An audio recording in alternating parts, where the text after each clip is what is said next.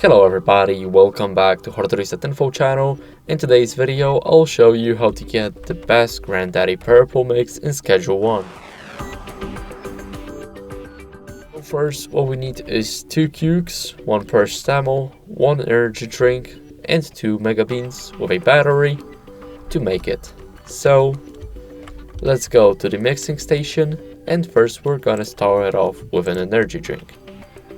Now we need to click begin. And now the next thing we need is some per stemel, as you guys can see. Now the next one, which is the mega bean. And now we need some kuke.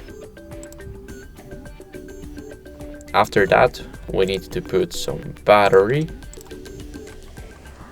And right after that, we need to put a mega bean.